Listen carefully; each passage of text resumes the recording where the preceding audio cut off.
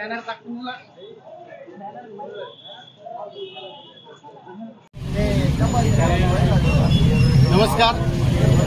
आज 1 सप्टेंबर माझं जे अन्न पाणी त्याग हे जे उपोषण सुरू आहे, हे शेतकऱ्यांचा जो मुख्य प्रश्न आहे तो म्हणजे शेतकऱ्यांना जे अनुदान मिळालेलं आहे ते अनुदान या लोकांनी लाटलेलं आहे, परस्पर वर्ग केलेला आहे आणि ते म्हणजे इतक्या पद्धतशीरपणे की जर का यांचे सर्व ऑनलाईन ट्रान्झॅक्शन चेक केले तर निश्चितच यांचं बरंच मोठं रॅकेट बाहेर निघेल।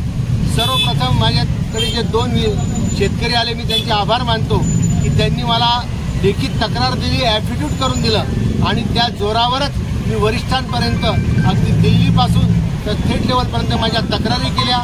एवढंच नाही, अँटी करप्शनकडे देखील माझी तक्रार दाखल आहे, ईडीकडे देखील मी तक्रारी दाखल आहे आणि याच्या आधारावर ह्या चौकशा सुरू झाल्या।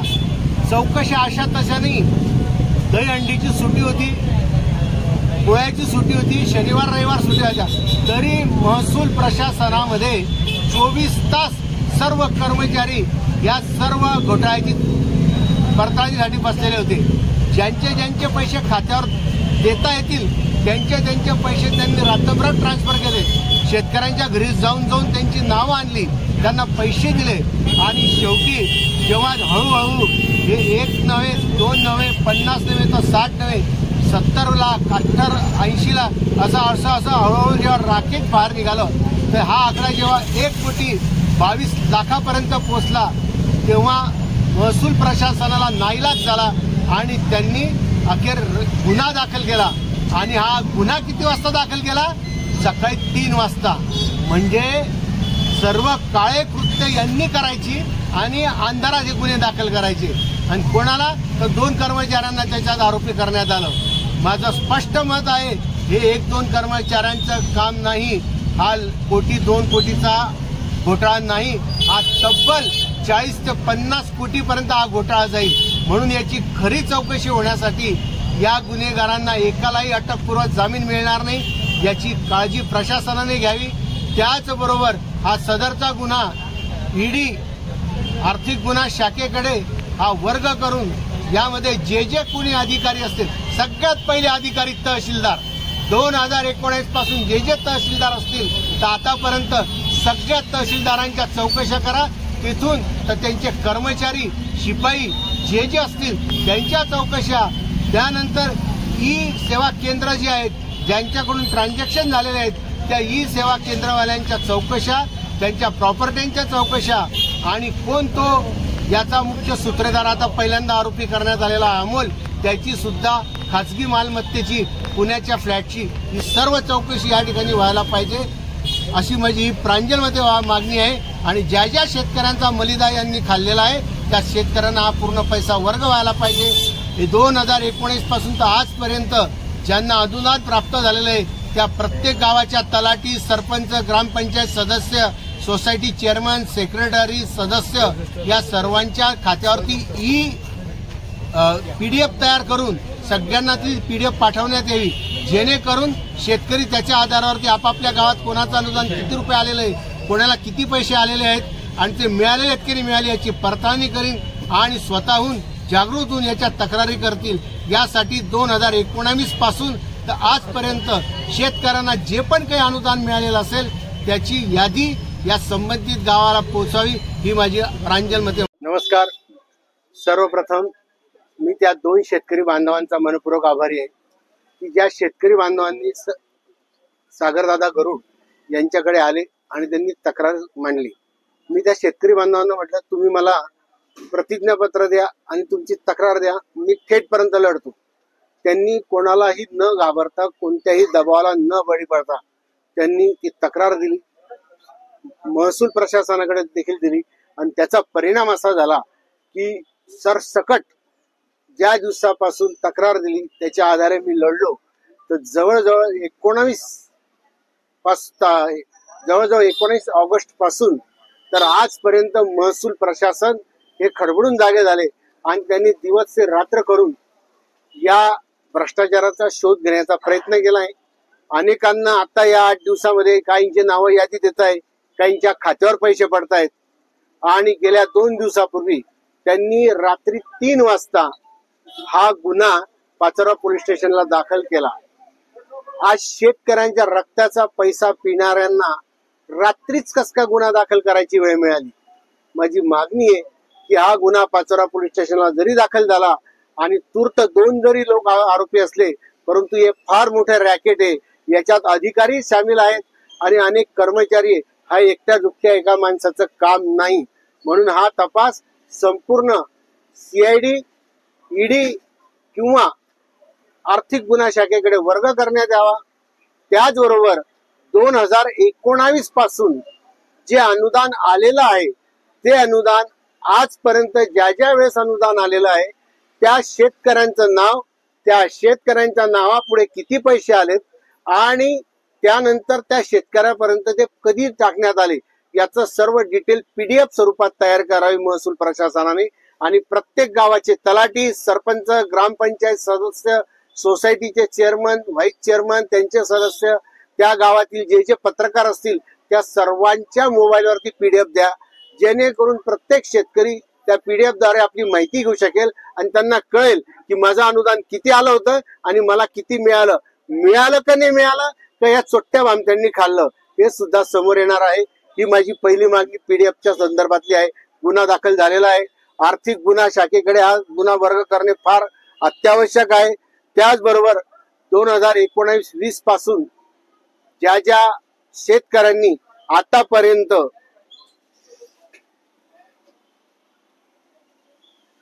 ट्रान्झॅक्शन ज्यांच्या खात्यात भ्रष्टाचारी यंत्रणेने केलेले आहेत त्यांना सुद्धा याच्यात आरोपी करण्यात यावं। आता मला तूर्त अशी माहिती मिळाली की एक कोणी भूषण नावाचा पोरगा आता पाचोरा कॉलेजच्या ग्राउंडवर त्या लोकांना, विद्यार्थ्यांना पैसे वाटून त्यांना पैसे खात्यात टाकायला सांगतोय। म्हणजे यांनी आता जे पैसे लाटले होते आता पुन्हा ते ज्या शेतकऱ्यांच्या खात्यात जायला पाहिजे ते वर्ग होण्यासाठी आता प्रयत्न चालू आहे। परंतु किती झालं, हे ऑनलाईन ट्रान्झॅक्शन आहे, हे क्लिअर कट स्पष्ट होणार आहे आणि आरोपींना सजा मिळायला पाहिजे। यासाठी माझा लढा पुढेही चालू राहणार आहे आणि आता देखील आहे।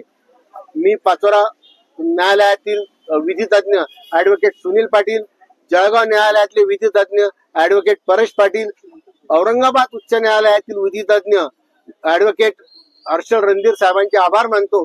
त्यांनी शेतकऱ्यांच्या प्रश्नासाठी या तिघही कोर्टामध्ये विनामूल्य ही केस लढायचं मला आश्वासन दिलंय आणि हे कुठेही गेले, सुप्रीम कोर्टात जरी गेले तरी यांना जामीन व्हायला नको, ही माझी मागणी।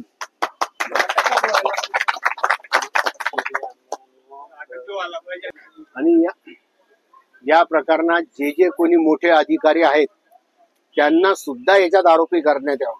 आणि माझी तर स्पष्ट मागणी आहे की याच्यामध्ये तहसीलदारची पहिले चौकशी करा, कारण त्यांच्या खात्यातून हा पैसा वर्ग झालेला आहे।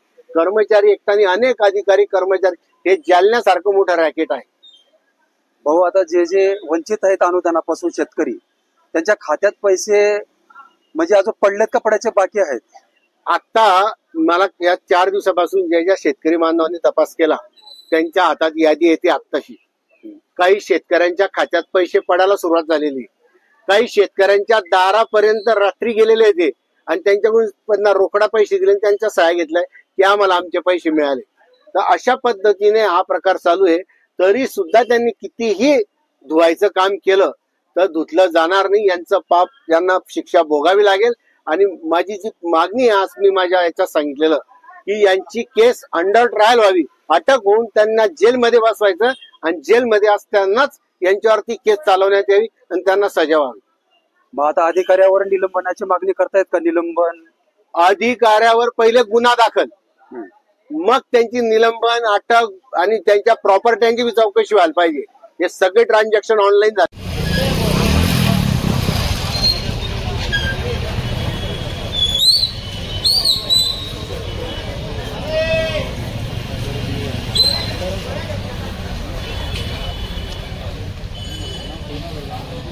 गेल्या वर्षी ऑक्टोबर 24 मध्ये अवकाळी आणि अतिवृष्टीने पाचोरा तालुक्यामध्ये अनेक शेती पिकांचं नुकसान झालेलं होतं आणि त्याचं जे अनुदान आहे ते चालू वर्षी मार्च महिन्यामध्ये आलेलं होतं आणि अनुदान वाटप, टोटल अनुदानाची जी रक्कम आहे ती 70 कोटी आहे अनुदान आपण 40,000 जवळपास 40-42,000 शेतकऱ्यांना आतापर्यंत वाटप झालेलं होतं. परंतु जुलै महिन्यामध्ये मध्यंतरी काही शेतकऱ्यांनी तक्रार केली की आमचं अजून अनुदान भेटलेलं नाही आहे. मग त्या अनुदानाच्या याद्या आम्ही गावामध्ये प्रसिद्ध केल्या. वडगाव आंब्याच्या तलाठ्याकडून ते निदर्शनास आलं की काही शेतकऱ्यांची नावं यादीमध्ये आहे, परंतु आधार नंबर चेंज झालेला आहे. तो आधार नंबर त्यांनी दिला नव्हता, असा त्यांनी माझ्याकडे अहवाल चालू महिन्यामध्ये 11 ऑगस्टला सबमिट केला. मग त्याच्यामध्ये आम्ही तपासणी केली पुढे. मग मला तपासणी अंती पूर्ण आढळून आलं की जो संबंधित लिपिकाचा त्या टेबलचा लिपिक आहे अमोल भोई नावाचा व्यक्ती, त्याने जाणीवपूर्वक त्या अनुदानाच्या याद्या ज्या तलाट्यांकडून सॉफ्ट कॉपीमध्ये येत होत्या त्याच्यामध्ये त्याने आधार नंबर बदलवले. काही त्याच्यात जे शेतकरी नव्हते त्यांचेही नावं टाकले गेले. माझा त्याच्यामध्ये एक 10 दिवस संपूर्ण तपास केला, चौकशी केली, समिती नेमली, त्याचा अहवाल आला. अहवालानंतर चालू वर्षी अनुदानाच्या यादीमध्ये 225 लोक निघाले की जे एक तर त्यांचा आधार नंबर बदललेला आहे किंवा जे शेतकरी नाहीत. असे 85 लाखाची ती अमाऊंट होते. आणि त्याच आधारे मी परत पोर्टलला हे जे 225 लोक होते की यांना यापूर्वी अनुदान भेटले का याची देखील पाहणी केली, तपासणी चालू होती. त्यांना 2023मध्ये देखील अनुदान प्राप्त झालेलं दिसलं. असे 123 लोक निघाले. त्याच्यापैकी एक व्यक्तीचं सातबाऱ्यावर नाव आहे, तर 122 लोक जे आहे ते सातबाऱ्यावर नाव नाही, सातबारा वेगळा असंही मला आढळून आलं. असे टोटल जवळपास 325 लोक आणि टोटल दोन्ही मिळून 2023 आणि आत्ताची अमाऊंट मिळून 1,20,00,000पर्यंत आहे की जे शेतकरी नसलेले किंवा चुकीच्या खात्यावर जमा झालेले दिसले. त्या लोकांचे बँकेतून पत्ते काढून त्यांना नोटीसही दिलेल्या आहे वसुलीच्या. मीन व्हाईल मला परत 2000 हे जे 2023चे होते ते देखील लोक त्यांचे पंचनाम्याची पाहणी केली असता मला त्याच्यात पंचनामे देखील काही जे तलाट्यांनी ओरिजिनल पंचनामे दिलेत, परंतु त्याला शेवटी 1-2 पेजेस खोटे बनावट पंचनामे लावलेले दिसून आले. आणि त्या आधारे 2 दिवसापूर्वी इथं पोलीस स्टेशनला संबंधित अमोल भोई आणि माझ्याकडे 2-3 जे लोक समोर आले होते की ज्यांना नोटिसा इश्यू केल्या, ज्यांच्या खात्यावर पैसे, त्यांच्या जबाबातून त्यांच्या तपासणीतून गणेश चव्हाण म्हणून एक मुलगा ऑपरेटर, त्याचं देखील नाव समोर आलेलं होतं. अशा ह्या दोघांविरुद्ध पाचोरा पोलीस स्टेशनला FIR दाखल करण्यात आलेली आहे. त्याच्या जो रक्कम 25 लाखापेक्षा जास्त असल्याने आर्थिक गुन्हे शाखेकडे त्याचा तपास त्यांच्याकडून वर्ग केला जाईल. तोपर्यंत पाचोरा पोलीस स्टेशनकडून तपासणी चालू आहे. माझ्याकडून देखील परत पुढे अजूनही कोणी सुटलंय का, काय झालंय का याची तपासणी चालू आहे. पाठीमागच्या 4-5 वर्षाचाही परत मी संपूर्ण आढावा घेतोय आणि याच्यामध्ये खोलात खोल जाऊन जे काही चुकीचं असेल ते सगळं समोर येईल, त्याच्यावर उचित. पाचोरा तालुक्यामध्ये 1,20,00,000 रुपयाचा अनुदान घोटाळ्या प्रकरणी पाचोऱ्यातील ज्येष्ठ पत्रकार संदीप महाजन हे शेतकऱ्यांसाठी उपोषणाला बसले होते आणि त्यांची उपोषणाची सांगता हे विद्यमान आमदार किशोर पडले यांच्या हाताने करण्यात आली आहे. आपल्यासोबत ते आंदोलनकर्ते आहेत, त्यांची मागणी होती, त्यांच्याशी आपण बोलणार आहोत. सर, तुमचं स्वागत आहे मधुर कांदेसमध्ये. काय सांगाल, काय तुमची मागणी होती? गेल्या 20 दिवसापूर्वी माझ्याकडे 2 शेतकरी आले आणि त्यांनी मला त्यांच्या अनुदानाच्या कशा पद्धतीने घोळ झालेला आहे ती सांगितली. प्रत्यक्ष मी पडताळणी केली, त्यांचं ॲफिडेविट घेतलं आणि त्या 2 शेतकऱ्यांच्या आधारावर मी तक्रारी सुरू केल्या. याचा परिणाम असा झाला की या सर्व प्रकरणाची दखल महसूल प्रशासनाने घेतली आणि सुरुवातीला असं सांगण्यात येत होतं की किरकोळ नजर चुकणे झालेला घोटाळा आहे म्हणून मलाही त्यावेळेस असं वाटलं की बा 2-4 लोकांचे आले. परंतु जेव्हा चौकशा सुरू झाल्या आणि 1, 2, 10, 25, 50, 75 पार 1 कोटीच्या वर आकडा पुढे गेला आणि शेवटी प्रशासनाला तो गुन्हा दाखल करणे भाग पडलं. तर 1,20,00,000 रुपयाचा प्रथमदर्शनी प्राथमिक तपासणीत आलेला हा आकडा आहे. म्हणून माझी मागणी आहे की हा तपास फक्त या वर्षापुरता किंवा 2 वर्षापुरता नाही, तर हा तपास पूर्ण 2019 पासून जे शेतकऱ्यांचं अनुदान आलेलं आहे त्याची पूर्ण पडताळणी व्हावी आणि त्याचसोबत जो दाखल असलेला गुन्हा आहे तो आर्थिक गुन्हा शाखेकडे वर्ग करण्यात यावा आणि 2019 पासून ही जी यादी आहे ती जाहीर प्रसारित करण्यात यावी. म्हणजे फक्त तलाठीच्या इथं चावडीवर नाही तर ती PDF स्वरूपात प्रत्येक तलाट्यांकडे देण्यात यावी. त्याचबरोबर सरपंच, ग्रामपंचायत सदस्य, सेक्रेटरी, चेअरमन यांच्या जेणेकरून ते लोक आपल्या गावातील प्रत्येक शेतकऱ्यांपर्यंत ते व्हॉट्सअपद्वारे प्रसारित करतील आणि प्रत्येक शेतकरी आपला गट, आपला उतारा आणि आपल्याला आलेलं अनुदान किती आहे याची पडताळणी केल्यानंतर तो त्या अनुदानाचा मागोवा घेईल. ही मागणी मान्य माझी झालेली आहे. आज आमदार किशोरप्पा पाटील यांनी स्वतः येऊन त्या संदर्भात सांगितलं. प्रांत साहेब होते, तहसीलदार साहेब होते, त्यांनी संपूर्ण माहिती त्या ठिकाणी सांगितली की 2019 पासून या सर्व प्रकरणाची तपासणी होईल आणि यात जो पण दोषी आढळेल त्याला माफी नाही. म्हणून माझं उपोषण आता मी सांगता केलेली आहे. निश्चितच आमदार साहेबांनी जो शब्द दिला, अधिकाऱ्यांनी जो शब्द दिला त्याचं पालन केलं जाईल. यासाठी मला पाचोरा शहरातील किंवा पाचोरा बाहेर जास्तीत जास्त पत्रकार बांधवांनी जे सहकार्य केलं त्यांचा मी मनपूर्वक आभारी आहे. हे होते आंदोलनकर्ते संदीप महाजन यांनी जे मांडलं होतं. याबाबत आमदारांनी या ठिकाणी आश्वासन देऊन त्यांचं उपोषण सोडलेलं आहे आणि येणाऱ्या कालखंडामध्ये देखील अशाच वेळोवेळी उपोषण ते करणार आहेत. आपण नक्कीच पुढच्या व्हिडिओ जो पण काही आता शेतकरी अनुदान घोटाळा झाला होता त्या संदर्भात पत्रकार बांधवांच्या माध्यमातून आवाज उठवला होता. काही संदीप उपोषणाला बसले होते. या प्रकरणामध्ये प्रशासनाने गुन्हा दाखल केला आहे. आपण त्याचा पाठपुरावा केला होता आणि गुन्हा दाखल केला, काय सांगा?